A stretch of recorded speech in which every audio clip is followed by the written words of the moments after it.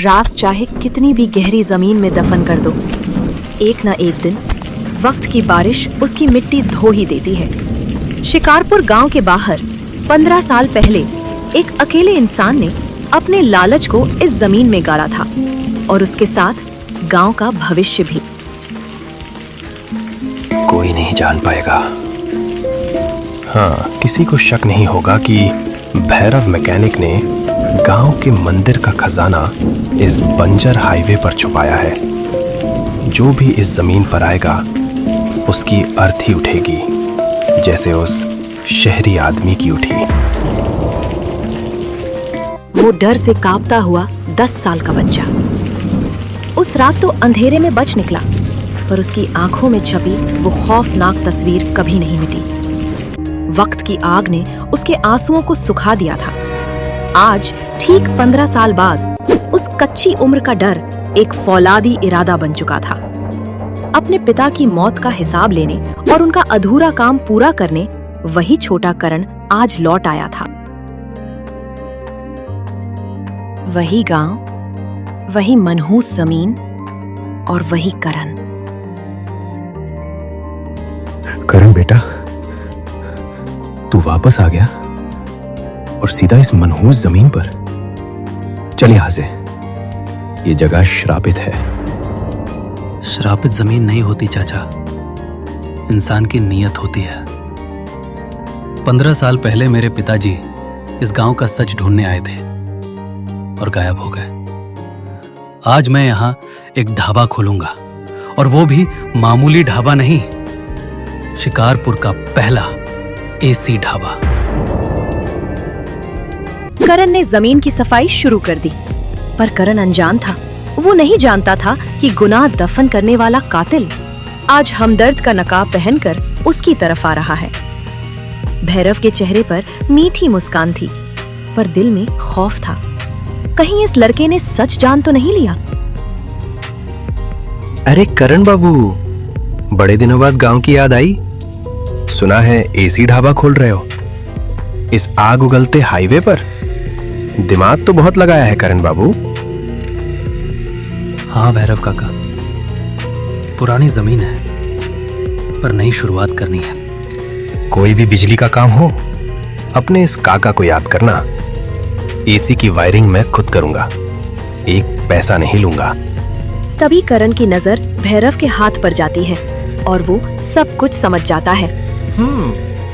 शुक्रिया काका, पर मेरा एसी प्लांट थोड़ा बड़ा है। उसके लिए मुझे जमीन के ठीक इसी हिस्से में एक गहरा बेसमेंट यानी भूमिगत घर खोदना पड़ेगा।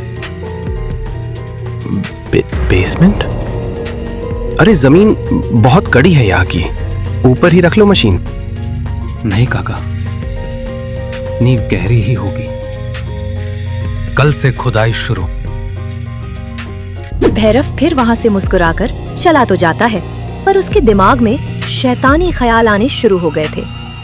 उसे समझ आ गया था कि अगर करण की कुदाल थोड़ी और गहरी चली गई तो मिट्टी के साथ साथ 15 साल पुराना वो काला सच भी जमीन फाड़ कर बाहर आ जाएगा। करण ने एसी ढाबे का काम शुरू कर दिया। उसने उसी जगह पर एक मजबूत बेसमेंट कमरा बना लिया और उधर भैरव अपनी अंधेरी वर्कशॉप में अकेला है, घबराते हुए इधर उधर टहल रहा है। अगर उसने और गहरी खुदाई की तो पर्दाफाश हो जाएगा। भैरव, तूने उसके बाप को इसीलिए थोड़े ही मारा था कि ये लड़का आकर तेरी मेहनत पर एसी लगा दे। मुझे उस मशीन को उड़ाना होगा। जो बुराई अकेले जन्म लेती है वो सबसे खतरनाक होती है, क्योंकि उसके खिलाफ कोई गवाह नहीं होता। भैरव की नींद उड़ चुकी थी। उसका लालच उसे एक और गुनाह करने की तरफ धकेल रहा था। आखिर वो दिन आ ही गया जिसका सबको इंतजार था। गांव वालों की भारी भीड़ के सामने धूल और गर्मी के बीच शिकारपुर का पहला एसी ढाबा खड़ा था। करण ने मुस्कुराते हुए लाल रिबन काटा और दरवाजे खोल दिए। जैसे ही लोगों ने अंदर कदम रखा, उन्हें आग बरसाती धूप के बाद बर्फ जैसी ठंडक मिली। सबके चेहरों पर थकान की जगह अब एक सुकून भरी खुशी थी। भाई साहब क्या ठंडक है। आज के बाद मेरी हर गाड़ी यहीं रुकेगी।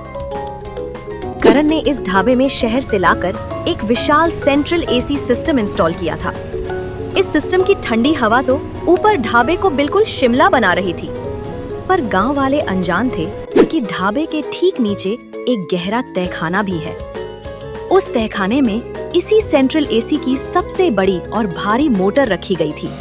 ये विशाल मशीन लगातार जमीन पर एक अजीब सी थरथराहट पैदा कर रही थी, ठीक उसी मिट्टी के ऊपर जहां 15 साल पुराना वो खौफनाक राज दफन था।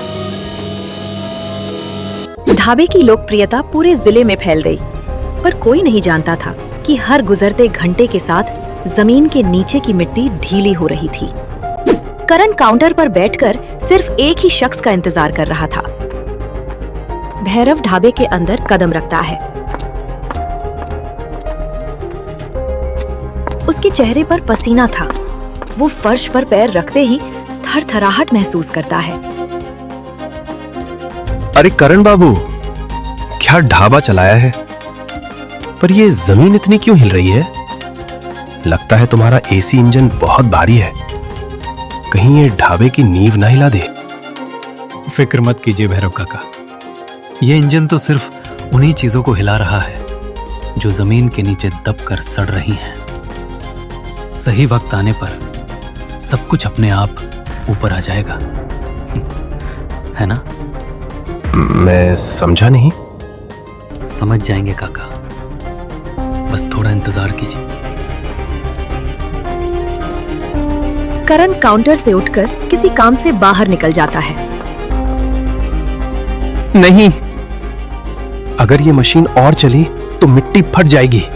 मुझे आज ही इस इंजन को हमेशा के लिए रोकना होगा, वरना मैं पक्का पकड़ा जाऊंगा। बाहर गांव में भारी सन्नाटा था, पर भैरव के दिमाग में डर का तूफान चल रहा था। कांपते हाथों और पसीने से भीगे चेहरे के साथ उसने अपने खतरनाक औजार बैग में डाल लिए। आज रात वो गुनाह छुपाने के लिए एक और बड़ा गुनाह करने जा रहा था। नहीं नहीं, 15 साल तक मैंने इस राज को अपने सीने में दबा कर रखा। एक छोकरा आकर मेरी मेहनत पर पानी नहीं फेर सकता। अगर जमीन फटी तो पुलिस सबसे पहले उस शहरी की लाश निकालेगी और फिर मेरे हाथों में हथकड़ी लगेगी। तूने उसके बाप को मारा था भैरव। जरूरत पड़ी तो इस एसी के धुएं में इस लड़के को भी सुला देना। कोई गवाह नहीं बचेगा। जब लालच इंसान के दिमाग पर हावी होता है तो वो उसे अंधा कर देता है। भैरव को लग रहा था कि वो अपने गुनाह छुपाने जा रहा है, पर दरअसल वो खुद अपने मौत के कुएं में उतरने की तैयारी कर रहा था। और उधर ढाबे के अंदर अंधेरा और बिल्कुल शांति थी। करण अपने पिता की तस्वीर देखते हुए एकदम शांत बैठा था। तभी रामू चाचा उधर आते हैं। करण बेटा, इतनी रात हो गई तो अभी तक घर नहीं गया? आज रात 15 साल पुराना अंधेरा छटने वाला है।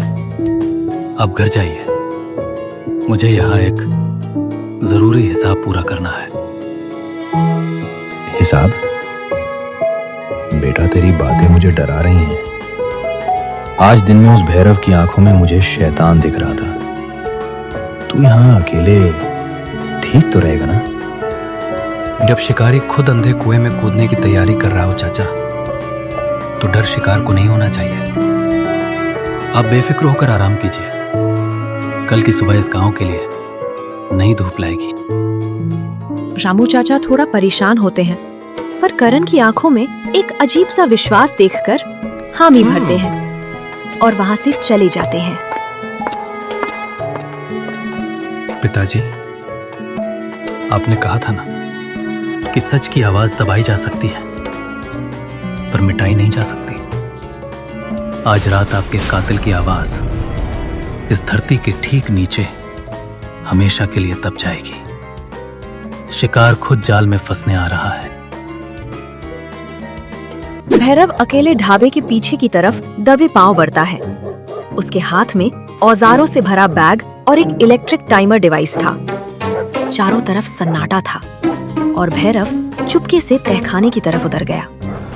नीचे अंधेरे बेसमेंट में विशाल एसी कंप्रेसर लगातार गरज रहा था। भैरव ने अपने बैग से एक टाइम बम निकाला और उसे मेन पावर लाइन के पास फिट कर दिया। आज वो पूरे ढाबे को उड़ाकर अपने गुनाह का हर सबूत मिटा देना चाहता था। तेरा ढाबा और तेरा घमंड दोनों इस मिट्टी में मिल जाएंगे करण। बस थोड़ी देर में ये बम फट जाएगा। भैरव ने बम तो लगा दिया था, लेकिन वो ये नहीं जानता था कि करण सब कुछ देख रहा है। भैरव बस निकल ही रहा था, तभी एक आवाज गूंजती है। आपको सच में लगता है काका कि आप मेरे ही ढाबे में आकर मेरी ही जमीन के नीचे पांव लगाएंगे तो मुझे पता नहीं चलेगा? भैरव एकदम घबरा जाता है। वो देखता है कि ऊपर बेसमेंट की सीढ़ियों पर करण खड़ा था। करण, तुझे यहां नहीं आना चाहिए था। अब तू भी मेरे हाथों मरेगा। मौत तो आज यहां जरूर होगी काका, पर मेरी नहीं। आपके उस 15 साल पुराने झूठ के आपने मेरे पिताजी को ठीक इसी जगह दफन किया था ना। मुझे बहुत पहले से ही यह राज पता था। मुझे बस सबूत चाहिए था। भैरव का चेहरा डर के मारे सफेद पड़ गया।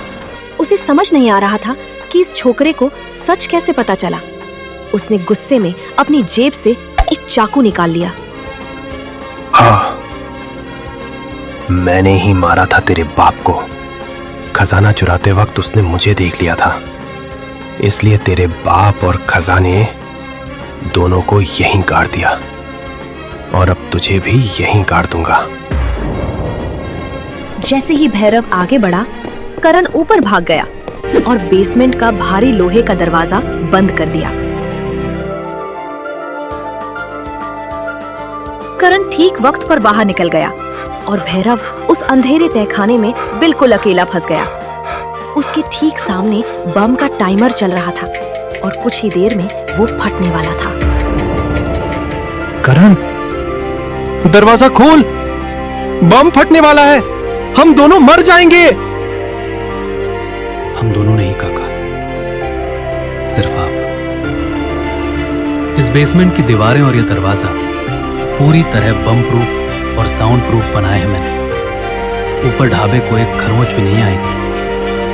अब आपके पास थोड़ा ही समय बाकी है और फिर होगा बूम।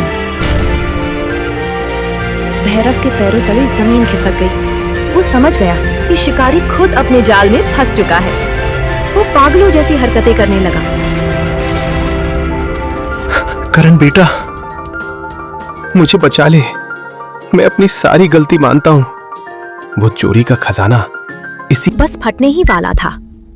5, 4, 3। भैरव ने अपनी आंखें बंद कर ली और जमीन पर लेट गया। 2, 1। पर कोई धमाका नहीं हुआ। बिल्कुल सन्नाटा छा गया।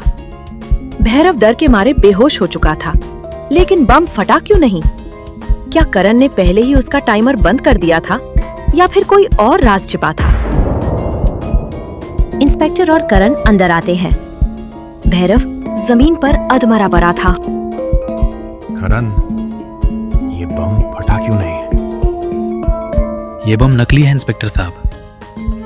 मुझे पता था कि ये ऐसी हरकत करेगा, इसलिए शाम को ही मैंने इसकी वर्कशॉप में घुसकर बम के बारूद को मिट्टी से बदल दिया था।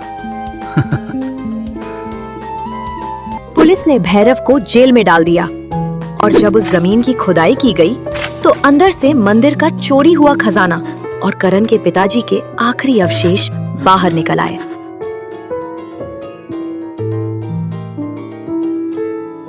अगले दिन करण ने नम आंखों और पूरे सम्मान के साथ अपने पिताजी का अंतिम संस्कार किया। उसका मकसद अब पूरा हो चुका था। आज शिकारपुर का एसी ढाबा सिर्फ जिले का सबसे मशहूर ढाबा नहीं है, बल्कि गांव वालों के लिए एक मिसाल है। यहाँ आने वालों को सिर्फ सुकून भरी ठंडी हवा ही नहीं मिलती, बल्कि बुराई से लड़ने की ताकत भी मिलती है।